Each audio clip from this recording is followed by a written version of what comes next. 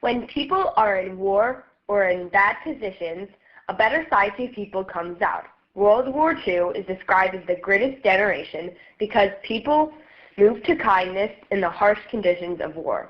Three examples of this are Walter Ehlers, Babe Charlow, and Walt Disney. They supported their country and helped many other people. Colorado Babe Charlow is an example of the greatest generation.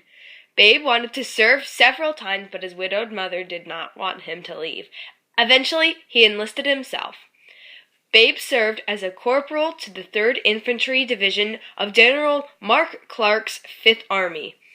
After 1 year, 1 month, and 1 week of serving, Babe died in Artina Provincia di Roma, Lazio, Italy. He died 8 days before his 21st birthday, on May 27, 1944. Babe wrote to his family often, and it was very cheerful when he wrote. He tried to humor them with fun things in Italy, like the food. War conditions were harsh, but he never mentioned that. Babe is considered part of the greatest generation because he cared for his family while serving bravely for his country, though his passing was hard for his mother. After he died, she went into denial of his death. Walter Ehlers is another example of why the World War II time period was the greatest generation. He joined the Army in October 1920 from Manhattan, Kansas. His brother and him served in the same unit and were very close. They were often split up into different squads. The brothers struggled through battles in North Africa and Sicily. When D-Day came around, he had earned the titles of Staff Sergeant and Squad Leader in the 18th Infantry Regiment. Ehlers led his squad without command to safety off the beach during D-Day. After 4 days of dangerous battle, American soldiers had taken over the beach. Ehlers led his unit's attack against German forces and single-handedly defeated several enemy machine gun nests. The next day, Ehlers was wounded in heavy fire, though he still fought for his platoon. After these acts, he was awarded the Medal of Honor 6 months later on December 19, 1944. On July 14th, Ehlers received the crushing news of his brother. Roland had died on Ohama Beach when the landing craft was battered by a mortar shell. This news haunted Ehlers. He spoke once about reoccurring nightmares of his brother. Every time that he would look away, Roland would disappear. Walter Ehlers had an important impact in the World War II effort. Soldiers weren't the only people who played an important part in the outcome of the war. During the war, cartoonists and filmmakers were a big part of the war effort. They made propaganda to support the military and the government. The U.S. government looked to Walt Disney more than any other studio chief to improve the public's perception of the war effort.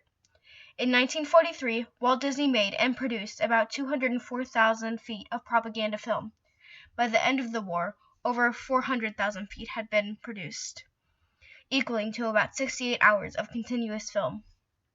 2 income tax films, many war and saving bonds related products were published to persuade people to take part in the war effort. The studio even released a book called The Victory March that was given out to younger children to convince them to purchase saving bonds.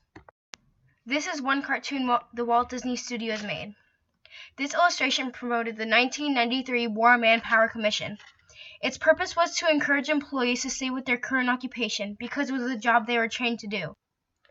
This in turn would supposedly lessen the shortage of workers due to men going off to war. This comic strip, Chesty and His Helpers, was given to school children. In the comic, Chesty and his helpers Polly and Paul, and a friendly helicopter named Copty, dropped supplies that had been gathered from the war chest to fighters and other children.